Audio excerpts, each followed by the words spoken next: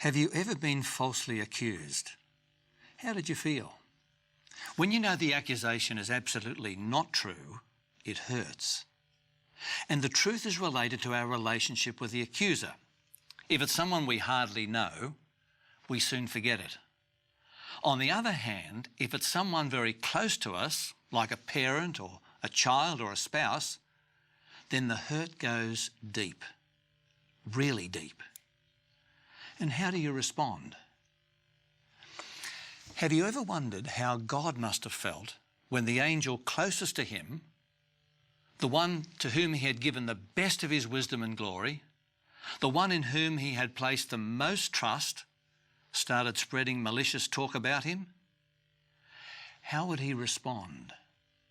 How would he disprove the accusations once and for all? They say that actions speak louder than words. You know, talk is cheap. Rather than trying to settle it with a war of words, God let the actions of the accuser speak for themselves. And planet Earth is caught in that action. I'm in it, and so are you. God is love, therefore he risked war. So let's explore in more depth what God tells us about these accusations and the way he is letting the action clarify the truth or falsehood of the talk. So please join us as we investigate the beginnings of this epic story. Peter, it's an incredible thought to think that war began in heaven. It is. I mean, most people think of heaven as a paradise. They think of it as a beautiful place. And to think that war began there is a shock to most people, but that's what the Bible reveals. It talks about the two great forces in this war as God being the supreme being in the universe, and this other being called Lucifer or Satan or the devil as being this very powerful being, but nevertheless a created being. In the book of Ezekiel in the Old Testament, it talks about God talking here. It says, you were the anointed cherub who covers. I established you. You were on the holy mountain of God. You walked back and forth in the midst of the fiery stones. You were perfect in your ways from the day you were created till iniquity was found in you. And so what this reveals here is that Lucifer, or the devil, was a created being in the beginning, and he was perfect, made perfect, but that sin or iniquity was found in him. Danielle, what was the core issue that led to Lucifer's sin or his rebellion or this war? Yeah, sad to say, it's a core issue that most of us deal with at some level at some stage, and that is the issue of self. You know, even the very word Antichrist, which we often hear in association with Satan or the devil, in the Greek means against, or more correctly, in place of Christ. If we have a look at Isaiah chapter 14, verses 12 to 14, we see that come through very clearly. It says here, "How you are the fallen from heaven, O Lucifer, son of the morning. How you are cut down to the ground, you weakened the nations. For you have said in your heart, I will ascend to heaven. I will exalt my throne above the stars of God. I will also sit on the mount of the congregation. On the farthest sides of the north, I will ascend above the heights of the clouds. I will be like the Most High." I. So in actual fact, Lucifer was wanting to be like God. Yeah, he wanted the power, the status, all of that, but he didn't want the character. He didn't want the character of God. James, tell us a bit more about this war in heaven. I mean, as you know, we've been saying, it's an incredible thought, isn't it? I think it's a remarkable thought because, as Peter said, heaven is a place that we all aspire to. When I was young, there was a song, "Heaven Must Be There Because I Don't Want to Live Here Any Longer." That was a hit here in Australia for the Eurogliders, if I remember correctly. But You're showing your age, James. yeah, I am. Well, what can I say? And my interests. But we see in that there was this war, and we find sort of a little bit more of a description in the book of Revelation, chapter 12, and we can just read this through. "And war broke out in heaven. Michael and his angels fought with the dragon, and the dragon and his angels fought, but they did not prevail, nor was a place found for them in heaven any longer.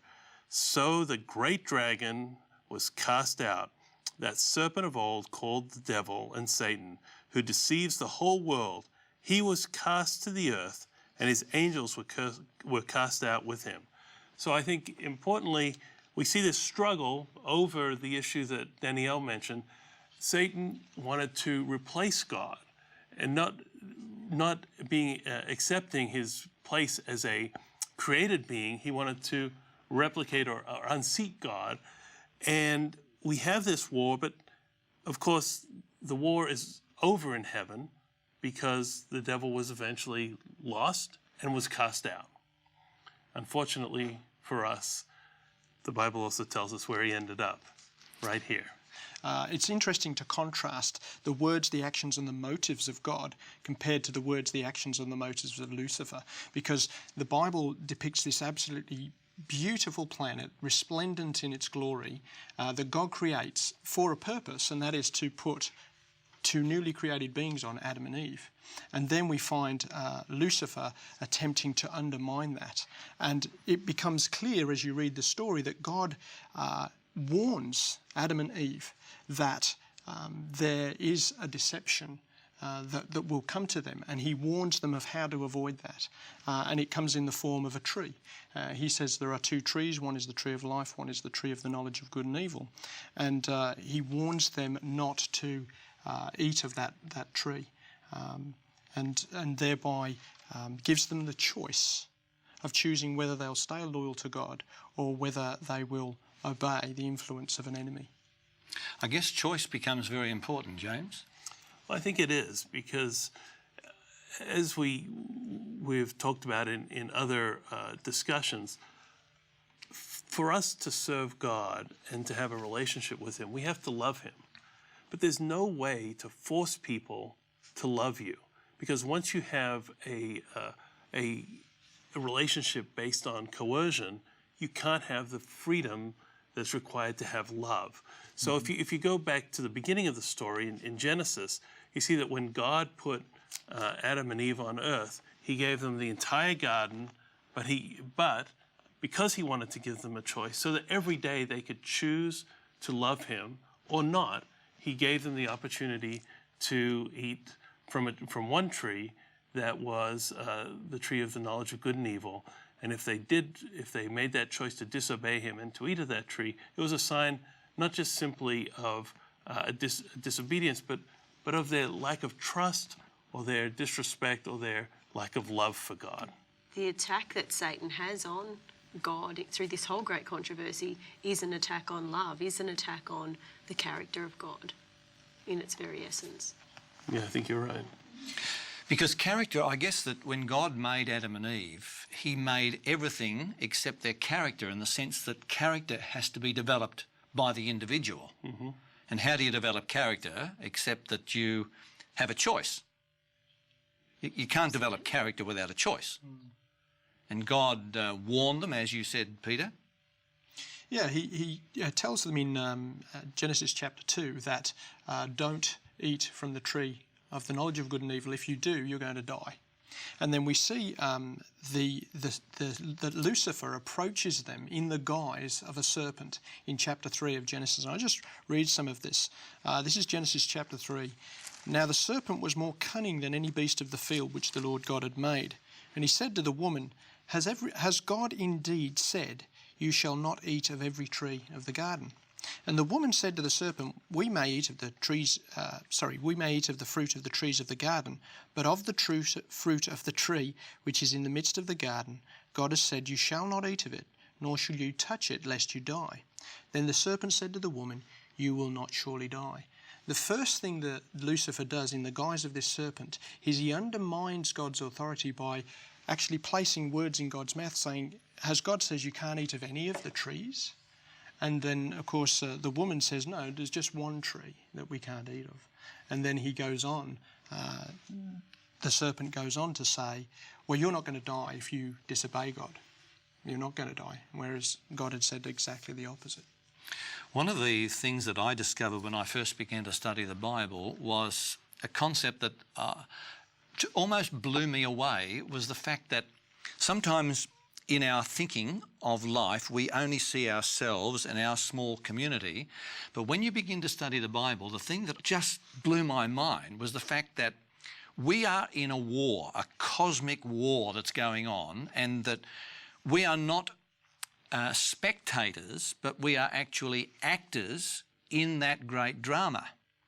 And the text that I remember reading for the first time many years ago, and that, as I say, really shocked me in the sense that I'd never thought of this before. I just want to read so that everybody, maybe some of our viewers may not have heard this verse or read this verse before. And I just want to read 1 Corinthians chapter 4 and verse 9. Just listen to this. Look.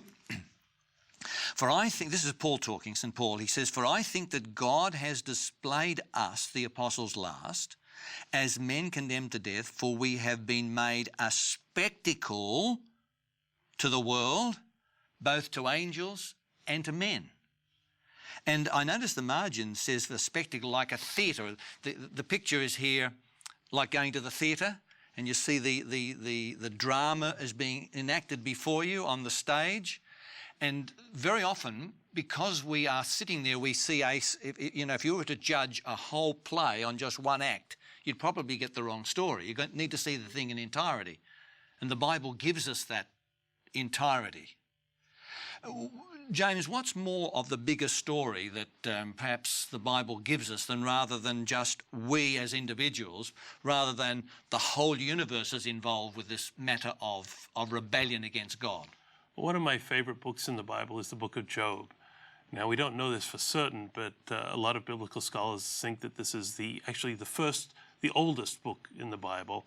And Job starts off with a very interesting scenario, and that is that the sons of God gather in heaven, and the devil comes among them. And there's this conversation that takes place where Job makes an accusation, and God, to refute his accusation, says that there is a man on earth who follows me, who's righteous, who's got faith, and who loves me. And that's Job. And Satan goes back and says, of course he follows you because you've given him all kinds of blessings. And then the whole story revolves around those blessings being taken away and Satan attacking him, and yet Job remains faithful. Even, he says, I'll trust God even if he kills me. And then finally, Job is rewarded for his faith.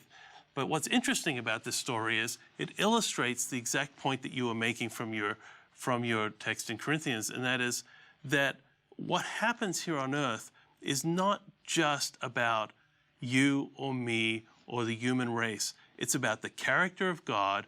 Satan making an accusation against God's character, with in a way the entire universal order at stake. Who's going to be in charge? Which side are the rest of the angels going to take? It is implied in Job that there are other created beings, and if you think that God created one world, there's no reason to believe that he may not have created others as well. And the question is, which side will these beings take? Which side will the angels take? And to make his point, the devil points to the earth and the corruption on the earth and the unfaithfulness of people, and makes the claim that God is unjust and that no one can follow him, and all the claims that we're used to and that are described in the Bible. But when individuals do choose to follow God, when they do choose a path of love and faithfulness, that is refutes the devil's accusation. And when we have, in a sense, when we have faith, it is seen by a far greater audience than just ourselves on this earth. But it all comes down to the character of God and the fact that God is love, and that right from the beginning, Satan attacked God's character. Is God really love? Does he mean what he says? Does he mean what he says? Mm-hmm. And just like we saw in the episode of the Beyond series with the robots, had God just made us into robots, let us do what he wanted to do so sin would never come into it. That's not an act of love, as James explained before. So God had to give a period of time where all the sons of God, all the angels who had been lied to, were forced to make a decision. Is God a God of love or is he not? You know, should it be Satan reigning? He'd had to let things play out for a lifetime to make that decision. Peter, I want to ask you a question.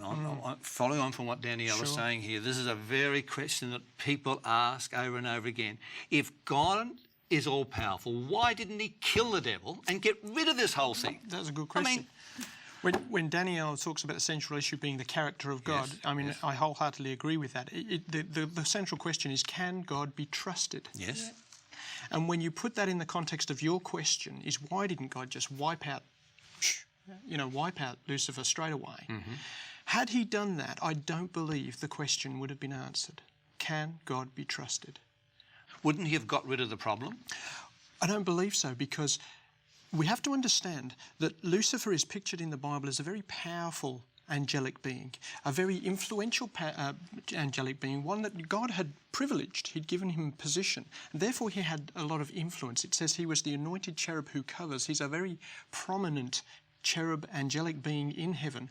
And therefore, other angels may have looked to him as an authority in his right sphere. And had God destroyed him outright, then they may have had questions in their minds about whether God could be trusted. Do we serve God out of love, or do we serve God out of fear? So, James, if God had killed the devil, he would have got, as Peter's saying, he would have got service and loyalty, but not based on love, based on fear. Absolutely. And I think it would have left a very large question mark. If you create beings with free will, the ability to choose one way or the other, even if they obeyed you out of fear, you wouldn't necessarily have their heart, and you would not have necessarily convinced their mind. And in the long run, you might have sort of an outward obedience throughout throughout creation, whether it's in heaven or in other places, but you would never have been able to convince people in their hearts and their minds that God is who he says he is, that his ways lead to happiness and peace and everything that we aspire to. After the experience in this world, however, I don't think that for the rest of time, people are going to look at the sort of, if you like, the experiment with sin, and look back on it after this great controversy, this epic story is completed. I don't think anyone's going to look back and say, boy, that wasn't such a bad idea. Let's try that all over again. Let's have starvation again. Let's have murder again. Let's have child abuse again. Let's have all the evils, the substance abuse, everything that we deal with in this life. You know, sometimes when you watch the news in the morning and it's stories of missing kids or whatever it is, you look at it and you just think, like, how much longer can we go on in this mess? Yes, yes. And I think that's what anyone who looks back on this history. Peter, how would you react if, when you went home tonight, you said to your wife and you greeted her and she said, look, the only reason I'm staying around here is because I'm frightened of you. Because love must have something, it must have freedom. I think you'd be very disappointed, wouldn't you, to think that your wife or somebody close to you only loved you for other reasons than who you are, loving you for who you are. I believe that the epic battle that is described here between God on one hand and Satan on the other, I think it helps to put life into context, because the Bible talks about this battle, but we're in the midst of it now. Human beings have been in the midst of it for some time. But it also helps us to understand that there was a time when this battle was not going on, and there will be a time when it's no longer going on. Because I remember when I was growing up and I hadn't been introduced to the Bible or to God, and I used to think, well, good and evil, they just exist, they always have existed, they always will exist, and there's nothing I can do to change that. There's nothing I can do to contribute to one side or the other. It's going to happen. And so there was a kind of sense of helplessness in that regard. As the Bible tells us, we are moving towards a resolution of this problem. Danielle, we're in this mess. Adam and Eve made a mistake and we're all in the mess with them. How does the Bible express the fact that we are in this war? Yeah. Well, I think we need to remember what happened in the beginning. There was a war in heaven. It was a spiritual war. The battle began as a spiritual battle. And while we are here in a physical sense, that spiritual battle is very much still going on around us and is very influential. And I'd like to share, an illustration with you in a minute. But let's first have a look at Ephesians chapter 6, in verse 12. It says here that for we do not wrestle against flesh and blood, but against principalities, against powers, against the rulers of darkness of this age, against spiritual hosts of wickedness in the heavenly places. It is a spiritual battle. Peter, we've noticed the universe is watching on, so that we are all actors in this great drama that's being played out in the whole universe. All these other worlds, the angels, Paul says, are watching. What's going to be ultimately what's going to happen? Well, as you mentioned before, we're not in the stands. We're actually participating in the battle, whether we like it or not. I noticed in Luke 11:23, it says, this is the words of Jesus himself. He says, "He who is not with me is against me, and he who does not gather with me scatters." And so we might think, well, I can sit on the fence of this one. But actually, that's not the case. To not make a decision on whose side you're going to be on is a decision in itself. But God is going to ultimately bring about the end of evil and suffering and wickedness. It's not always going to be the way it is right now, and we can make a choice about which side we want to be on. Do we trust God, or would we rather serve the other side? James, one of the things that we all are aware of in our insurance agreements, when something happens like a hailstorm or an earthquake and something, they're always referred to as acts of God. Is that the way the Bible pictures these things? I've seen that, and it's always funny, isn't it? Nobody ever says, "I woke up this morning in perfect health. It was an act of God. My child kissed me and told me that she loved me. Wow, it's an act of God." Which, of course, anything to do with love and health and life, those are the acts of God. Now, when it comes to bad things, we know a couple things. First of all suffering and all pain are acts of are results of sin, not acts of God, not God's will, because God is love and his intention towards us is good.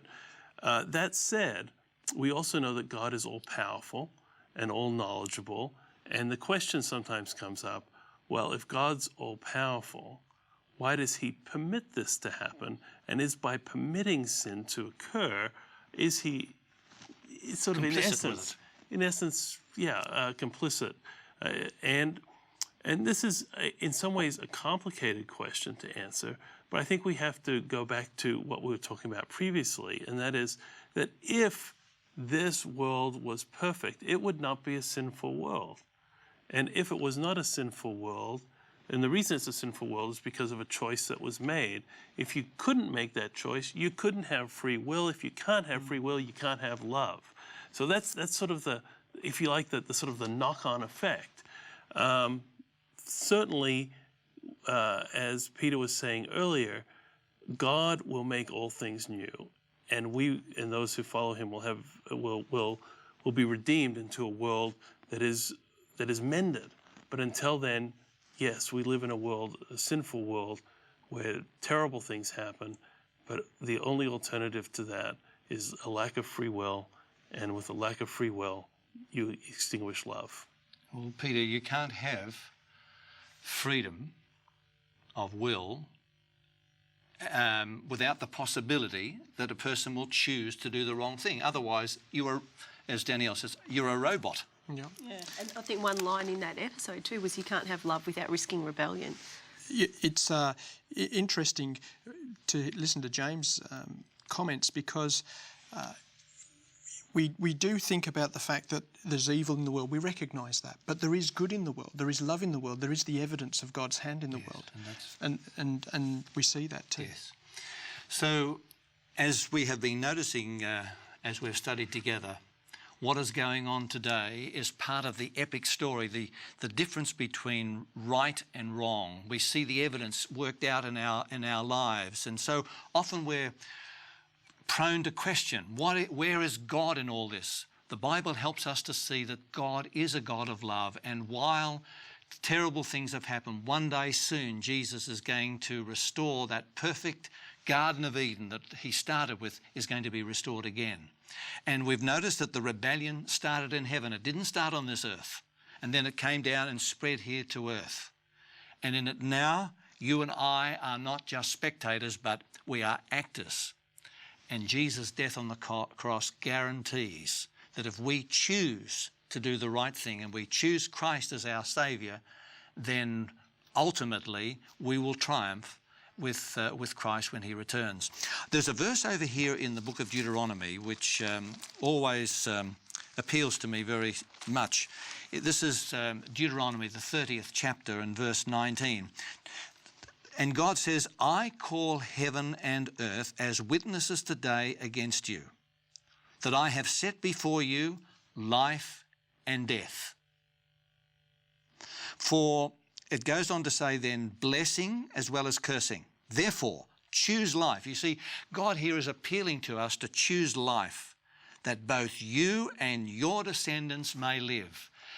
The choice is ours, the same as the choice was Adam and Eve's back in the beginning.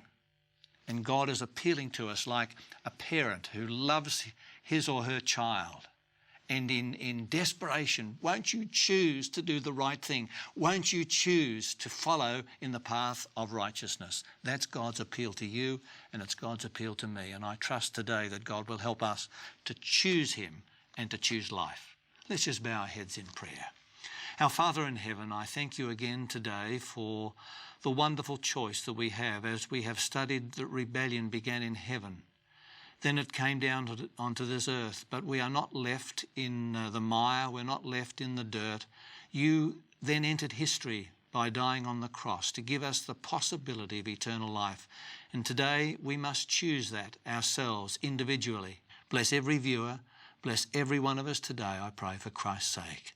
Amen.